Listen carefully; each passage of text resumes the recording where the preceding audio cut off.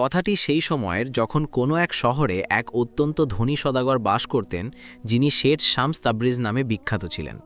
শামস তাবরিজের কাছে এত সম্পদ ছিল যে তিনি পুরো শহর কিনে ফেলার ক্ষমতা রাখতেন, এবং এই সম্পদ তার মধ্যে এক অদ্ভুত অহংকার তৈরি করেছিল। তার বিশ্বাস ছিল যে মানুষ নিজের ভাগ্য নিজেই লেখে এবং টাকা দিয়ে যে কোনো বিপদ ঘুরিয়ে দেওয়া যায়। তার সবচেয়ে দামি সম্পদ ছিল তার একমাত্র মেয়ে জয়া, যে চাঁদের টুকরোর মতো সুন্দরী ছিল। শামস তার মেয়েকে বাতাসের ঝাঁপটা থেকেও বাঁচিয়ে রাখতেন, যেন সে এক কাঁচের পুতুল। শেঠ শামস তাবরেজের বিশ্বাস ছিল যে তার মেয়ের নসিবে শুধু রাজত্ব আর আরাম লেখা আছে, কারণ তার বাবা দুনিয়ার সবচেয়ে শক্তিশালী মানুষ। তিনি প্রায় তার মজলিসে বলতেন যে ভাগ্য হলো দুর্বল মানুষের অজুহাত, এবং শক্তিশালী মানুষ তাদের ভাগ্য তলোয়ার আর সোনা দিয়ে লেখে।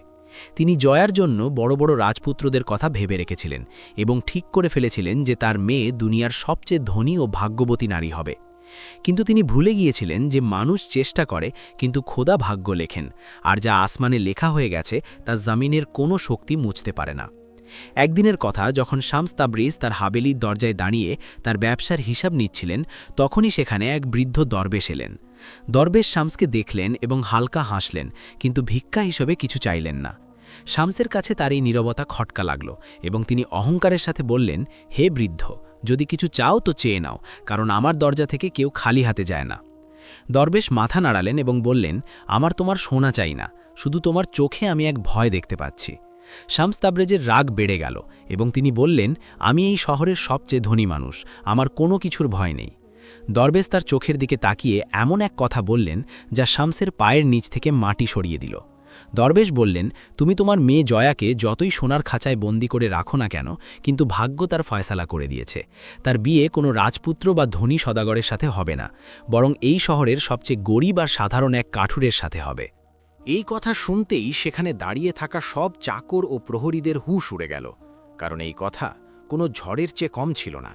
দরবেশের এই কথা শুনে শামস তাবরেজ রাগে আগুন হয়ে গেলেন এবং তার চেহারা রাগে লাল হয়ে গেল। তিনি চিৎকার করে বললেন, হে পাগল মানুষ, তোর জীব কি করে চলল আমার মেয়ের ব্যাপারে এমন হলক্ষণে কথা বলার?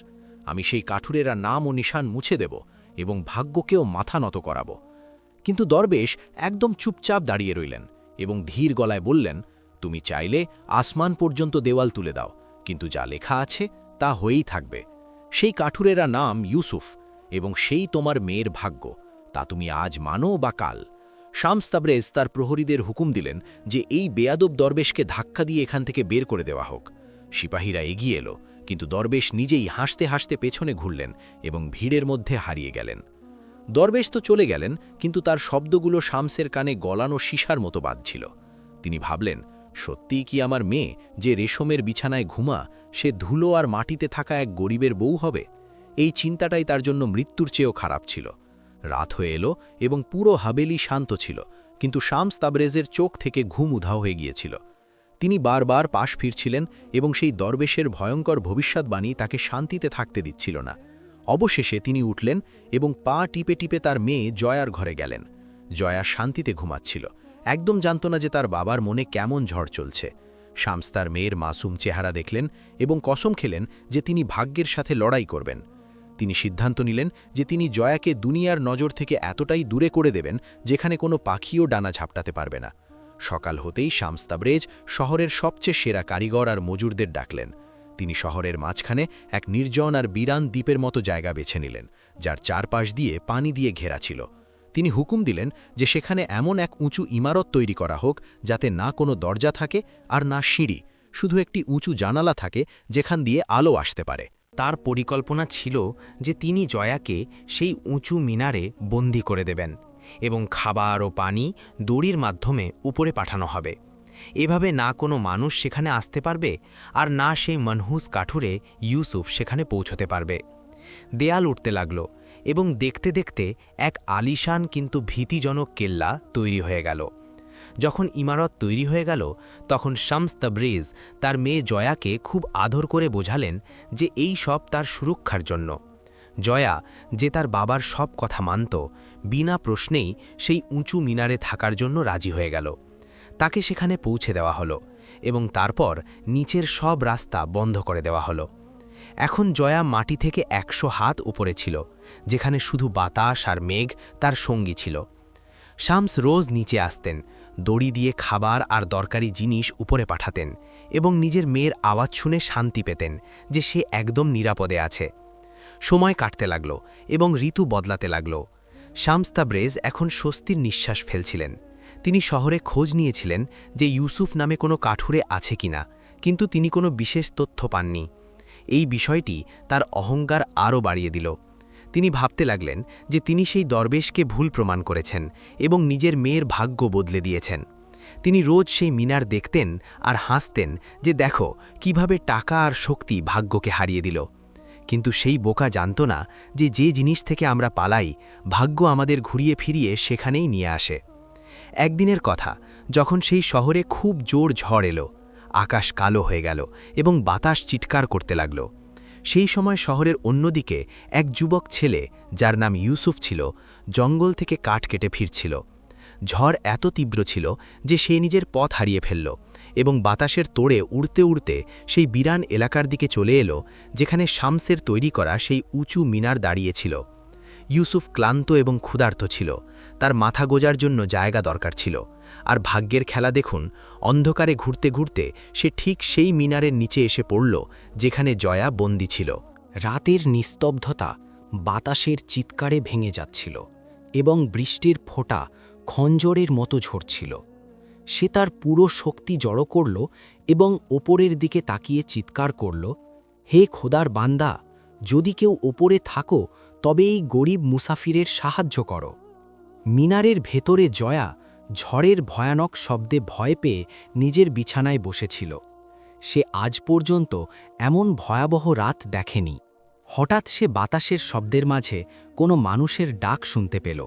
প্রথমে তার মনে হলো হয়তো এটা তার ভুল ধারণা, কারণ এখানে পাখি ছাড়া কেউ আসে না। কিন্তু যখন আওয়াজ দ্বিতীয়বার এলো, তখন সে সাহস করে সেই উঁচু জানালার কাছে গেল। সে নিচে উঁকি দিল তো অন্ধকারে এক ঝাপসা ছায়া দেখতে পেল যে বৃষ্টিতে ভিজছিল। এত বছর পর নিজের বাবা ছাড়া অন্য কোনো মানুষের আওয়াজ শুনে তার বুকের ধড়ফড়ানি বেড়ে গিয়েছিল, কিন্তু তার মনে ভয়ের জায়গায় সহানুভূতি জায়গা করে নিল। জয়া ওপর থেকে আওয়াজ দিল, তুমি কে, আর এত রাতে এই নির্জনে কি করছো? ইউসুফ উপর থেকে আসা সেই মিষ্টি আওয়াজ শুনল তো তার মনে হলো যেন আসমান থেকে কোনো ফেরেশতা কথা বলছে। সে চিৎকার করে উত্তর দিল, আমি এক সাধারণ কাঠুরে, পথ হারিয়ে ফেলেছি আর ক্ষুধা তৃষ্ণায় আমার খারাপ অবস্থা। খোদার ওয়াস্তে আমার সাহায্য করো। জয়ার মন গলে গেল। তার বাবার নির্দেশ মনে ছিল যে কারো সাথে কথা বলা যাবে না, কিন্তু মানবতা দাবি করছিল যে সে সেই অসহায়ের সাহায্য করুক। সে ভাবল যে এত উচ্চতা থেকে সেই অপরিচিত ব্যক্তি তার কোনো ক্ষতি করতে পারবে না, তাই সাহায্য করায় কোনো দোষ নেই। এখন জয়ার কাছে সেই দড়ি আর ঝুড়িই ছিল যার মাধ্যমে তার বাবা তার জন্য খাবার পাঠাতেন। সে নিজের ভাগের বেঁচে যাওয়া খাবার আর পানি এক সুরাহিতে রাখল এবং তা ঝুড়িতে রেখে ধীরে ধীরে নিচে নামাতে শুরু করল। বাতাস এত তীব্র ছিল যে ঝুড়ি বারবার দেয়ালে ধাক্কা খাচ্ছিল, কিন্তু জয়া হার মানল না। নিচে ইউসুফ অধীর আগ্রহে অপেক্ষা করছিল। যেই ঝুড়ি তার কাছে পৌঁছালো, সে তাড়াতাড়ি পানি খেল এবং খাবার খেল। তার শরীরে প্রাণ ফিরে এলো। সে আসমানের দিকে হাত তুলে খোদার শুকরিয়া আদায় করল এবং তারপর উপরে তাকিয়ে বলল, আপনি যেই হন, আল্লাহ আপনাকে এর প্রতিদান দিন, আপনি আমার প্রাণ বাঁচিয়েছেন। তারপর সে অবাক হয়ে জিজ্ঞেস করল, হে নেক দিল নারী, আপনি এত উচ্চতায় একা কেন থাকেন? এই ইমারতের না কোনো দরজা আছে আর না কোনো সিঁড়ি, এ তো কোনো জেলখানার মতো লাগছে। জয়া যে বছরের পর বছর একাকিত্বের শিকার ছিল, সে কথা বলার জন্য একজন সঙ্গী পেয়ে গেল। সে তার দুঃখের কাহিনী শোনাল যে কিভাবে তার বাবা তার সুরক্ষা এবং ভাগ্য থেকে বাঁচানোর জন্য তাকে এখানে বন্দি করে রেখেছে। ইউসুফ একথা শুনে অবাক হয়ে গেল। সে বলল, নিঃসন্দেহে রক্ষা করার মালিক তো উপরওয়ালা। বন্ধ দেয়ালে বন্দি করে কেউ কারো ভাগ্য বদলাতে পারে না। সেই ঝড়ের রাতে মাটি আর আসমানের মাঝে সেই মিনারের মাধ্যমে দুই অপরিচিত মানুষ একে অপরের সাথে জুড়ে গেল। তারা উঁচু গলায় একে অপরের সাথে কথা বলতে লাগল। জয়া ইউসুফের সরলতা আর তার কথায় এক অদ্ভুত শান্তি অনুভব করল। কথায় কথায় রাত কাটতে লাগল এবং ঝড়ের দাপটও কমতে লাগল। ভোরের প্রথম আলো ফুটতে চলেছিল।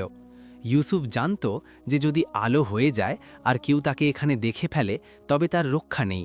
সে জয়াকে বলল, এখন আমাকে যেতে হবে, কিন্তু আমার মন চাইছে না আপনাকে এই অবস্থায় একা রেখে যেতে। জয়ার চোখে বিষণ্ণতা ছেয়ে গেল। সে নিচু গলায় জিজ্ঞেস করল, তুমি কি আবার আসবে? ইউসুফ হাসতে হাসতে কথা দিল, আমি রোজ রাতে আসব এবং আমরা কথা বলবো। আমি আপনাকে দুনিয়ার গল্প শোনাব, যাতে আপনার নিজের বন্দিত্বের কথা মনে না হয়। এই কথা দেওয়া তাদের দুজনের জন্য এক নতুন সম্পর্কের শুরু ছিল। ইউসুফ সেখান থেকে চলে গেল এবং জঙ্গলের রাস্তা দিয়ে নিজের বাড়ি পৌঁছালো, কিন্তু তার মন আর মস্তিষ্ক সেই মিনারেই আটকে ছিল। সে সারাদিন কাঠ কাটত, কিন্তু তার নজর বারবার সূর্যের দিকে যেত, যে কখন সন্ধে হবে আর কখন সে আবার সেখানে যাবে। অন্যদিকে জয়ারও একই অবস্থা ছিল। সে সারাদিন সেই জানালায় বসে থাকত আর সন্ধ্যের অপেক্ষা করত।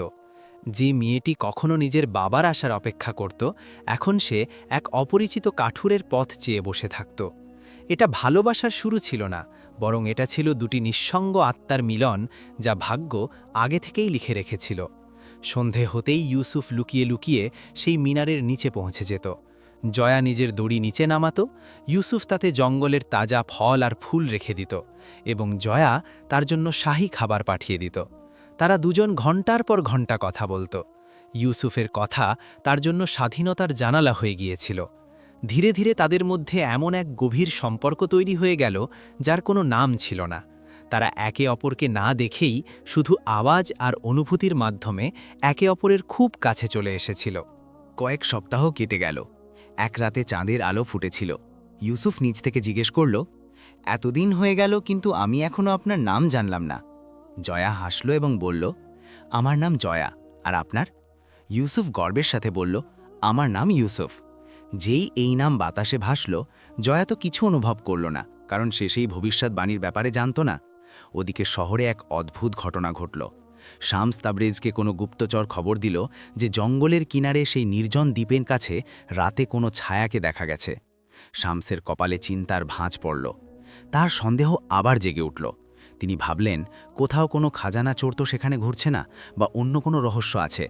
তিনি সাথে সাথে তার সবচেয়ে বিশ্বস্ত সিপাহীদের হুকুম দিলেন যে আজ রাতে সেই মিনারের চারপাশে কড়া পাহারা বসানো হোক, এবং যদি কাউকে সেখানে দেখা যায় তবে তাকে জ্যান্ত ধরে আমার সামনে আনা হোক। শামস নিজের তৈরি করা ভাগ্যের দেওয়ালে কোনো ছিদ্রই রাখতে চাইতেন না। ইউসুফ আর জয়া এই আসন্ন বিপদ সম্পর্কে একদমই জানত না। সেই রাতে ইউসুফ সবসময়কার মতো বড় আনন্দের সাথে মিনারের দিকে এগিয়ে গেল। সে জয়ার জন্য এক সুন্দর বুনো ফুল তুলেছিল। সে ভাবছিল যে আজ সে জয়াকে বলবে যে তার মনে তার জন্য কি অনুভূতি তৈরি হয়েছে। কিন্তু সে জানত না যে আজ রাতে মিনারের ছায়ায় সিপাহীরা তাদের খোলা তলোয়ার নিয়ে তার অপেক্ষা করছে। ভাগ্য তাদের মিলিয়েছিল, আর এখন সেই ভাগ্যই তাদের পরীক্ষার সময়ও নিয়ে আসছিল। ইউসুফ কি ধরা পড়বে, নাকি ভাগ্য কোনো নতুন খেলা খেলবে? গল্প এখন এক অত্যন্ত নাজুক মোড়ে এসে দাঁড়িয়েছিল। এখন গল্পটি এগিয়ে নিয়ে যাওয়ার আগে আপনাদের কাছে একটি ছোট অনুরোধ, যে যদি আপনাদের আমাদের ভিডিও ভালো লাগে তবে আমাদের ইউটিউব চ্যানেলটি অবশ্যই সাবস্ক্রাইব করবেন। ধন্যবাদ। রাতের অন্ধকার গভীর ছিল এবং মিনারের আশেপাশের পরিবেশ অত্যন্ত ভীতিজনক হয়ে উঠেছিল। ইউসুফ খবর না রেখে নিজের মনে মিনারের দিকে এগোচ্ছিল। তার হাতে জয়ের জন্য আনা সেই বুনো ফুল ছিল। যেই সে মিনারের দেওয়ালের কাছে পৌঁছাল, ঝোপে লুকিয়ে থাকা সিপাহীরা তার ওপর হামলা করে দিল। ইউসুফ নিজেকে বাঁচানোর চেষ্টা করল, কিন্তু সে একা ছিল আর সিপাহীরা সংখ্যায় বেশি ছিল। তারা তাকে চারপাশ থেকে ঘিরে ধরল এবং মাটিতে ফেলে দিল। ইউসুফ চিৎকার করার চেষ্টা করল, কিন্তু এক সিপাহী তার মুখে কাপড় বেঁধে দিল, যাতে তার আওয়াজ মিনারের ওপর পর্যন্ত না যেতে পারে। মিনারের ওপরে বসে থাকা জয়া নিচে কিছু গড়বড় হওয়ার আঁচ পেল। সে শোরগোল আর কারো পড়ে যাওয়ার আওয়াজ শুনেছিল। সে ভয় পেয়ে জানালার কাছে এলো এবং নিচে উকি দিল, কিন্তু ঘন অন্ধকারের কারণে সে কিছু পরিষ্কার দেখতে পেল না। সে ভয়ের সাথে ডাক দিল, কে ওখানে? ইউসুফ, এটা কি তুমি? কিন্তু নিচ থেকে কোনো উত্তর এলো না, শুধু ভারী পায়ের দূরে যাওয়ার আওয়াজ এলো। জয়ার বুক কোনো অঘটনের ভয়ে কেঁপে উঠল। সে জানত না যে তার একমাত্র বন্ধু আর সাহারা ইউসুফ এখন তার বাবার কয়েদে চলে গেছে। সে সারা রাত জানালায় বসে কাঁদতে থাকল এবং খোদার কাছে মঙ্গলের দোয়া চাইতে থাকল। ইউসুফকে দড়িতে বেঁধে হিচড়ে শামস তাবরেজের আলিশান হাভেলিতে আনা হলো। শামস তার সিংহাসনে বসে অধীর আগ্রহে অপেক্ষা করছিলেন। যখন সিপাহীরা ইউসুফকে তার পায়ের কাছে ছুঁড়ে ফেলল, তখন শামস বড় ঘৃণার সাথে সেই যুবকের দিকে তাকালেন। ইউসুফের কাপড় ছেঁড়া ছিল এবং মুখে আঘাতের চিহ্ন ছিল, কিন্তু তার চোখে কোনো ভয় ছিল না। শামস গর্জে উঠে জিজ্ঞেস করলেন, কে তুই, আর আমার মেয়ের মিনারের কাছে কি করছিলি? তুই কি সেখানে চুরি করতে গিয়েছিলি, নাকি তোর মতলবে অন্য কোনো দোষ আছে? ইউসুফ নিজের চোখ তুলে শামসের চোখের দিকে তাকিয়ে বলল, আমি কোনো চোর বা ডাকাত নই, বরং আমি এক সাধারণ কাঠুরে যে ভাগ্যক্রমে সেই দ্বীপে পৌঁছে গিয়েছিলাম। আমি সেখানে এক একাকী আর ভীত আওয়াজ শুনেছিলাম, তাই মানবতার খাতিরে সাহায্য করেছি। আমরা কখনো একে অপরের মুখও দেখিনি, শুধু আমাদের আত্মার কথা হয়েছে। শামস তাবরেজের কাছে তার এই স্পষ্টবাদিতা একদম পছন্দ হলো না। এক সাধারণ গরিব কাঠুরে তার সামনে এত মাথা উঁচু করে কথা বলে, এটা তার অহংকারে আঘাত ছিল। তিনি ভাবলেন, একে এমন শাস্তি দেব যে এর আগামী প্রজন্মও মনে রাখবে। শামস তাবরেজ এক গভীর নিঃশ্বাস নিলেন এবং তার শেষ প্রশ্নটি করলেন, যার উত্তর তার পুরো দুনিয়া কাঁপিয়ে দেওয়ার মতো ছিল। তিনি জিজ্ঞেস করলেন, তোর নাম কি বেয়াদব? ইউসুফ পূর্ণ সততার সাথে উত্তর দিল, আমার নাম ইউসুফ। যেই ইউসুফ শব্দটি শামসের কানে গেল, তার মনে হলো যেন কেউ তার বুকে খঞ্জর বসিয়ে দিয়েছে। তিনি তার সিংহাসন থেকে টলতে টলতে উঠে দাঁড়ালেন। তার চোখের সামনে সেই বৃদ্ধ দরবেশের চেহারা আর তার ভবিষ্যৎবাণী ঘুরতে লাগল। তোর মেয়ের বিয়ে ইউসুফ নামের এক কাঠুরের সাথে হবে। তার সবচেয়ে খারাপ দুঃস্বপ্ন সত্য হয়ে তার সামনে দাঁড়িয়েছিল। শামসের ভয় এখন পাগলামিতে বদলে গিয়েছিল। তিনি চিৎকার করে বললেন, তাহলে তুই সেই মানহুস ছায়া যাকে ভাগ্য আমার ঘর ধ্বংস করার জন্য পাঠিয়েছে? কিন্তু আমি সেই দরবেশকে আর তার ভবিষ্যৎবাণীকে মিথ্যা প্রমাণ করে ছাড়ব। ইউসুফ অবাক ছিল যে তার নামে এই ধনী লোকটি এত ভয় কেন পেল। শামস তার তলোয়ার খাপ থেকে বের করলেন, কিন্তু তারপর কিছু ভেবে থেমে গেলেন। তিনি ভাবলেন যে যদি আমি একে এখানেই মেরে ফেলি, তবে হয়তো লোকেদের সেই ভবিষ্যৎবাণীর কথা জানা হয়ে যাবে, আর আমার হাসি তামাশা হবে। আমাকে একে এমনভাবে শেষ করতে হবে যেন এর নাম ও নিশানা দুনিয়া থেকে মুছে যায় এবং কেউ কাকপক্ষীও টের না পায়। শামস এক নিষ্ঠুর সিদ্ধান্ত নিলেন। তিনি তার বিশ্বস্ত সিপাহীদের হুকুম দিলেন, এই ছেলেকে এক্ষুনি এই মুহূর্তেই নিয়ে যাও, একে লোহার শিকলে বেঁধে দাও এবং এক ভারী সিন্দুকে বন্দি করে দাও। তারপর একে নিয়ে গিয়ে দজলা নদীর সবচেয়ে গভীর আর তুফানি অংশে ফেলে দাও। শামস চাইতেন যে ইউসুফ পানির গভীরে চিরকালের জন্য দাফন হয়ে যাক, যেখান থেকে ফেরা অসম্ভব। ইউসুফ কথা শুনেও প্রাণের ভিক্ষা চাইল না। সে শুধু বলল, শেঠ শামস, আপনি আমাকে মারতে পারেন, কিন্তু যা আসমানওয়ালা লিখে দিয়েছেন তা আপনি মুছতে পারবেন না। সিপাহীরা ইউসুফকে ধরে ফেলল এবং তাকে টানতে টানতে বাইরে নিয়ে গেল। শামস তাবরেজ পাগলের মতো হাসতে লাগলেন। দেখি এখন তোর ভাগ্য তোকে কিভাবে বাঁচায়। আজ আমি আমার ভাগ্য নিজের হাতে লিখে দিয়েছি। ওদিকে মিনারে জয়া হঠাৎ এক অদ্ভুত অস্থিরতা অনুভব করল, যেন তার দম বন্ধ হয়ে আসছে। তার মনে হলো তার কোনো আপনজন খুব বড় বিপদে আছে। সে জানালা ধরে কাঁদতে লাগল, হে পরওয়ারদিগার, আমার সেই বন্ধুর হেফাজত করো যে আমার একাকিত্ব দূর করেছে। সে জানতও না যে তার বন্ধু এই মুহূর্তে মৃত্যুর মুখে যাচ্ছে। রাতের তৃতীয় প্রহরে সিপাহীরা ইউসুফকে নিয়ে নদীর তীরে পৌঁছাল। নদী পুরো ভুস ছিল এবং ঢেউগুলো গর্জন করছিল। সিপাহীরা ইউসুফের হাত পা ভারী শিকল দিয়ে বাঁধল এবং তাকে এক বড় কাঠের সিন্দুকে ভরে দিল। সিন্দুকটার ঢাকনা পেরেক দিয়ে বন্ধ করে দেওয়া হলো, যাতে পানি ভেতরে না যেতে পারে, কিন্তু তাতে বাতাসের জন্য কোনো জায়গা রাখা হলো না। সিপাহীরা সেই ভারী সিন্দুকটা তুলল এবং 1, 2, 3 বলে সেই উত্তাল নদীতে ছুঁড়ে দিল। জোরে এক ছপাক আওয়াজ হলো এবং সিন্দুক পানির ঢেউয়ের সাথে ভেসে চলল। ভারী হওয়া সত্ত্বেও কাঠের হওয়ার কারণে তা পুরোপুরি ডুবল না, বরং পানির ওপর নিচে দুলতে লাগল। কিন্তু ঢেউয়ের স্রোত খুব তীব্র ছিল, যা তাকে শহর থেকে দূরে অজানা পথের দিকে নিয়ে যাচ্ছিল। সিপাহীরা দেখল যে সিন্দুক চোখের আড়াল হয়ে গেছে, তাই তারা মেনে নিল যে কাজ শেষ হয়ে গেছে এবং ফিরে শামসকে খবর দিতে চলল। হাবেলিতে ফিরে সিপাহীরা শামসকে সুসংবাদ শোনাল যে হুজুর, কাজ হয়ে গেছে, ইউসুফ আর এই দুনিয়ায় নেই, সে পানির কবরে দাফন হয়ে গেছে। শামস তাবরেজ স্বস্তির নিঃশ্বাস ফেললেন। তিনি তার মদের পেয়ালা তুললেন এবং উৎসব করলেন। তিনি মনে মনে সেই দরবেশকে চ্যালেঞ্জ জানালেন, দেখে নে হে বুড়ো ফকির, তোর ইউসুফ শেষ হয়ে গেছে, আর আমার মেয়ে এখনও আমার কয়েদে আছে। ভাগ্য হেরে গেল আর আমার টাকা জিতে গেল। কিন্তু সেই মূর্খ জানত না যে সেই ইউসুফকে মৃত্যুর হাতে তুলে দেয়নি, বরং তাকে পানির পথে সেই গন্তব্যের দিকে পাঠিয়ে দিয়েছে যা ভাগ্য ঠিক করে রেখেছিল। ওদিকে নদীর ঢেউ ইউসুফের সিন্দুককে এক দোলনার মতো দোলাচ্ছিল। সিন্দুক ভাসতে ভাসতে শহরের সীমানা থেকে অনেক দূরে চলে গেল। অনেক মাইল দূরে নদীর তীরে এক অন্য শহর ছিল, যেখানকার বাদশাহ খুব নেক আর ন্যায়পরায়ণ ছিলেন, কিন্তু তিনি নিঃসন্তান ছিলেন। তিনি প্রায়ই নদীর তীরে বসে খোদার কাছে ওয়ারিসের দোয়া চাইতেন।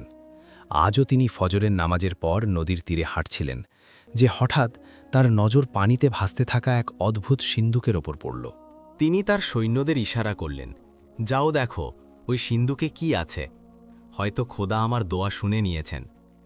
বাদশাহের সিপাহীরা অনেক কষ্টে সেই ভারী সিন্দুকটিকে পানি থেকে বের করল এবং তীরে রাখল। বাদশাহের বুক জোরে জোরে ধড়ফড় করছিল। তার মনে হলো যেন অদৃশ্য থেকে কোনো ইশারা হচ্ছে। তিনি হুকুম দিলেন, এই সিন্দুক এক্ষুনি খোলা হোক।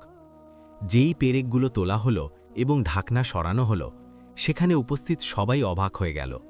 সিন্দুকের ভেতরে কোনো খাজানা নয়, বরং এক অজ্ঞান কিন্তু অত্যন্ত সুন্দর যুবক পড়েছিল, যার শ্বাস তখনও চলছিল। বাদশাহ আসমানের দিকে হাত তুললেন এবং বললেন, নিঃসন্দেহে যাকে আল্লাহ রাখতে চান তাকে কেউ মারতে পারে না। শাহী হাকিমদের সাথে সাথে ডাকা হলো এবং ইউসুফের চিকিৎসা শুরু হলো। কিছু ঘন্টার মধ্যেই ইউসুফের জ্ঞান ফিরে এলো। সে নিজের চোখ খুলল তো নিজেকে এক আলিশান মহলে পেল, যেখানে রেশমি পর্দা আর সোনার ঝাড়বাতি লাগানো ছিল। বাদশাহ তার কাছে এলেন এবং আদর করে জিজ্ঞেস করলেন, বাবা, তুমি কে, আর তোমার সাথে এমন ব্যবহার কে করল? ইউসুফ তার সত্য লুকালো না। সে জানালো যে কিভাবে পাশের শহরের এক ধনী সদাগর তার মিথ্যা সম্মান আর ভাগ্যের সাথে লড়ার জন্য তাকে জ্যান্ত দাফন করার চেষ্টা করেছিল। বাদশাহ তার সততা আর সরলতায় খুব প্রভাবিত হলেন। বাদশাহের চোখে জল এসে গেল। তিনি ইউসুফের মাথায় হাত বুলিয়ে বললেন, বাবা, ওই সদাগর তোমাকে মৃত্যুর হাতে তুলে দিয়েছিল, কিন্তু খোদা তোমাকে আমার ঝুলিতে ফেলে দিয়েছেন। আমি নিঃসন্তান এবং আজ থেকে তুমিই আমার ওয়ারিশ আর এই সালতানাতের শাহজাদা। ইউসুফ যে গতকাল পর্যন্ত জঙ্গলে কাঠ কাটত, মুহূর্তের মধ্যেই এক শাহজাদা হয়ে গেল। এটাই ছিল সেই ভাগ্য যার মজা ওড়াতেন শামস তাবরেজ। তিনি ভেবেছিলেন যে তিনি ইউসুফকে মুছে ফেলছেন, কিন্তু আসলে তিনি ইউসুফকে সেই মর্যাদা পাইয়ে দিলেন যা এক সাধারণ কাঠুরে কখনো পেত না। এখন ইউসুফের জীবন পুরোপুরি বদলে গিয়েছিল। মহলে তার লালন পালন এক শাহজাদার মতো হতে লাগল। তাকে তলোয়ার চালনা, ঘোড়সওয়ারি আর রাজনীতির চাল শেখানো হলো। ইউসুফ খুবই বুদ্ধিমান আর পরিশ্রমী ছিল। সে খুব দ্রুতই সব বিদ্যা শিখে নিল। তার চালচলন আর কথাবার্তায় এক শাহী ভাব চলে এলো। এখন কেউ তাকে দেখে এটা বলতে পারত না যে এই সেই ছেলে যে কখনো ধুলো মাকিতে কাজ করত। কিন্তু এত সম্পদ আর খ্যাতির পরেও ইউসুফের মনের কোনো এক কোণে এখনও সেই মিনারের স্মৃতি আর জয়ার ছবি গেঁথেছিল।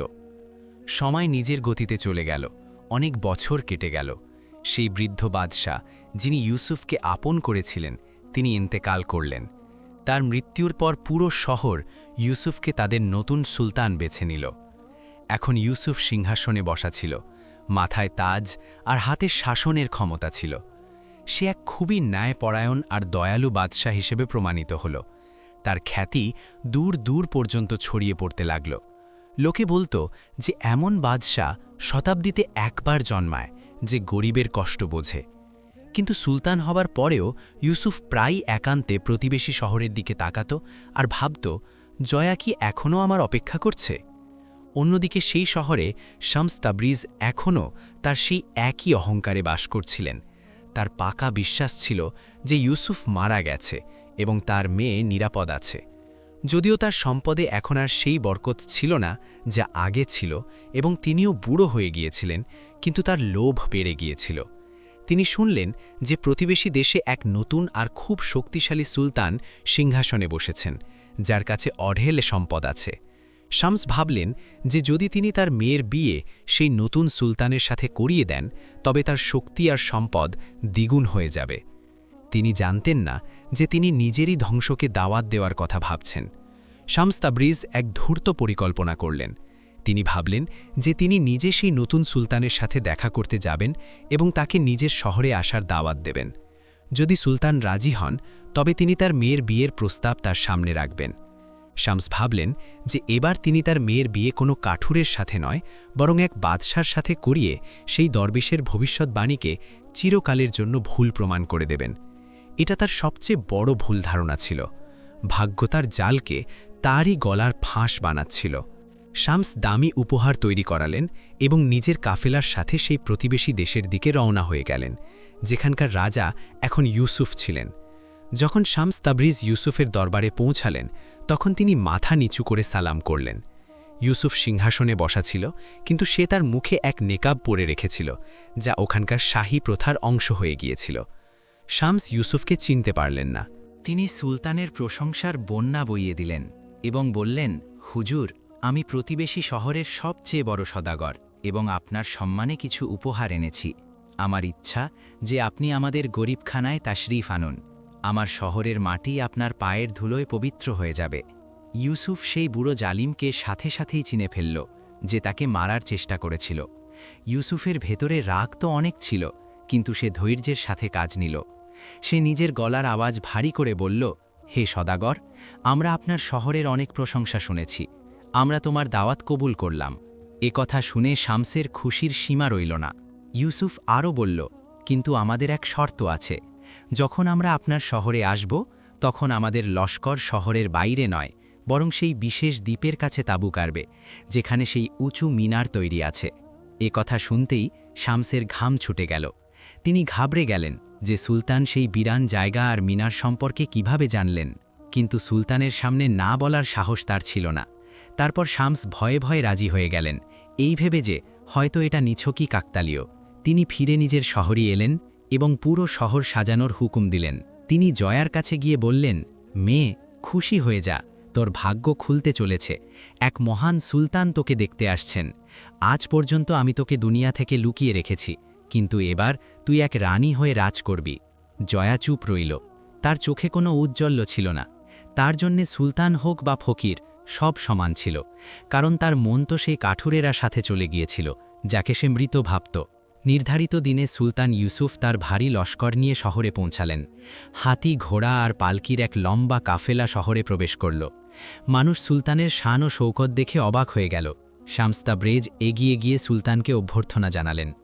ইউসুফ শামসকে বলল, শেঠ শামস, শুনেছি আপনার কাছে এক দুর্লভ হীরা আছে, যাকে আপনি দুনিয়ার নজর থেকে লুকিয়ে এক মিনারে রেখেছেন। আমরা সেই মিনার দেখতে এবং আপনার মেয়ের সাথে বিয়ের প্রস্তাব দিতে চাই। শর্ত থাকে সে রাজি হয়। শামস খুশিতে আত্মহারা হয়ে গেলেন। তার মনে হল তার জীবনের সবচেয়ে বড় স্বপ্ন পূরণ হচ্ছে। শামস সুলতানকে নিয়ে সেই দ্বীপে গেলেন। মিনারের দরজা, যা বছরের পর বছর বন্ধ ছিল এবং যা পাথর দিয়ে গেঁথে দেওয়া হয়েছিল, তা ভাঙা হল। শামস, সুলতান ইউসুফ, যিনি এখনও নেকাবে ছিলেন, এবং কাজী ওপরে মিনারের ঘরে প্রবেশ করলেন। জয়া ভয়ে এক কোণায় দাঁড়িয়েছিল। শামস বললেন, মেয়ে, ইনি মহামান্য সুলতান। ইনি তোমাকে বিয়ে করতে চান। নিজের সম্মতি দাও। জয়া কাঁদতে কাঁদতে বলল, আব্বুজান, আপনি আমাকে মেরে ফেলুন, কিন্তু আমি অন্য কাউকে বিয়ে করতে পারবো না। আমার ভাগ্য শুধু সে যে আমার মনে বাস করে। তখন ইউসুফ এগিয়ে এসে বলল, সেই ভাগ্য কি এক কাঠুরে?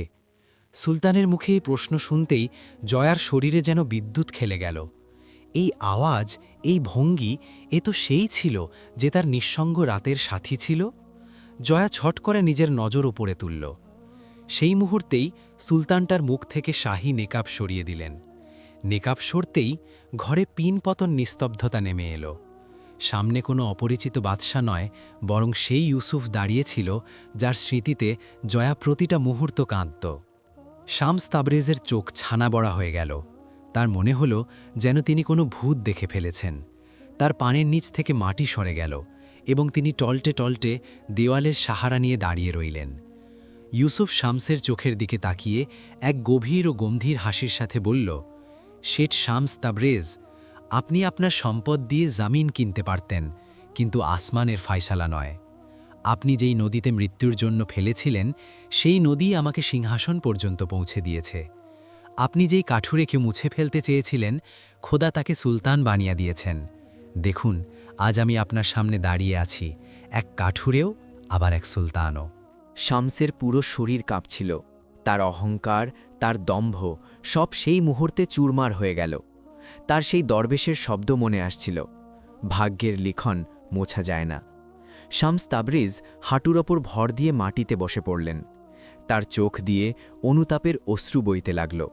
তিনি হাত জোড় করে বললেন, হে সুলতান, নিঃসন্দেহে আমি খোদার খোদাইকে চ্যালেঞ্জ করার ধৃষ্টতা দেখিয়েছিলাম। আমি ভুলে গিয়েছিলাম যে বান্দার পরিকল্পনা সেখানেই শেষ হয় যেখান থেকে খোদার ভাগ্য শুরু হয়। আমাকে মাফ করে দাও বাবা, আমি আমার মিথ্যা সম্মানের জন্য তোমার প্রাণ নেওয়ার চেষ্টা করেছিলাম। ইউসুফ এগিয়ে গিয়ে শামসকে কাঁধ ধরে ওঠালো এবং বলল, ক্ষমা আমার কাছে নয়, সেই পরওয়ারদিগারের কাছে চান। আমি তো আপনাকে মাফ করেছি, কারণ যদি আপনি আমাকে সেই সিন্ধুকে না ভরতেন তবে আজ আমি সুলতান হতাম না। জয়ার চোখে আনন্দের জল ছিল। তার বিশ্বাসই হচ্ছিল না যে তার ইউসুফ বেঁচে আছে এবং সেই তার বর হয়ে এসেছে। এই দৃশ্য দেখে সেখানে উপস্থিত কাজী এবং উজিরও অবাক ছিলেন। এই কাহিনী এখন শুধু এক বিয়ের নয়, বরং শিক্ষার এক উদাহরণ হয়ে গিয়েছিল। ইউসুফ জয়ার দিকে হাত বাড়ালো এবং বলল, জয়া, এই মিনার, যাকে তোমার বাবা তোমাকে দুনিয়া থেকে দূরে রাখার জন্য বানিয়েছিলেন, আসলে এই মিনারই আমাদের সাক্ষাতের কারণ হয়েছে। যদি এই দেওয়াল না থাকত তবে হয়তো আমি কখনো পথ হারিয়ে এখানে আসতাম না। ভাগ্য জেলখানাকেই মিলনের মাধ্যম বানিয়ে দিয়েছে। সেই সময়েই সেই মিনারের ঘরে, যেখানে একসময় হতাশা আর একাকিত্বের বাস ছিল, কাজী ইউসুফ ও জয়ার বিয়ে পড়ালেন। কবুলাছের আওয়াজে সেই বিরান ইমারত কেঁপে উঠল। এটি এক অদ্ভুত বিয়ে ছিল। কোণে এক ধনী সদাগরের মেয়ে ছিল, আর বর এক কাঠুরে যে এখন সুলতান ছিল। বিয়ের পর ইউসুফ এক ফরমান জারি করল। সে হুকুম দিল যে এই মিনারকে যেন ভাঙা না হয়, বরং এর সব দরজা খুলে দেওয়া হয় এবং একে ভালোবাসা ও ভাগ্যের মিনার নাম দেওয়া হয়, যাতে আগামী প্রজন্ম একে দেখে মনে রাখে যে মানুষ যতই উঁচু দেওয়াল খাড়া করুক না কেন, ভাগ্য নিজের পথ খুঁজে নেয়। সে শামস তাবরেজকে বলল, এখন আপনার মেয়ে সোনার খাঁচায় নয়, বরং আমার মনে এবং আমার সালতানাতের মহলে স্বাধীন থাকবে। শামস ইউসুফের হাত চুমু খেলেন এবং নিজের মেয়েকে ভেজা চোখে বিদায় দিলেন। এই কাহিনী থেকে আমরা এই শিক্ষা পাই যে মানুষের সম্পদ আর পরিকল্পনা খোদার লেখা ভাগ্যের সামনে অসহায়। শামস তাবরেজের নিজের টাকার ওপর অহংকার ছিল যে তিনি ভাগ্য বদলাতে পারেন, কিন্তু তার চেষ্টাই ইউসুফকে মৃত্যুর বদলে সিংহাসন পর্যন্ত পৌঁছে দিল। এই কিস্সা শেখায় যে অহংকারের পরিণাম সবসময় খারাপ হয়। যা নসিবে লেখা থাকে তা দুনিয়ার কোনো দেওয়াল বা পাহারা আটকাতে পারে না। তাই মানুষকে কখনো অহংকার করা উচিত নয়, কারণ ফয়সালা জামিনে নয়, আসমানে হয়। যদি আপনাদের আমাদের এই গল্পটি ভালো লেগে থাকে তবে ভিডিওটি লাইক করুন, শেয়ার করুন এবং কমেন্ট বক্সে আপনার মূল্যবান মতামত অবশ্যই জানান, এবং আমাদের ইউটিউব চ্যানেল MS ভয়েসকে সাবস্ক্রাইব করতে ভুলবেন না। ধন্যবাদ।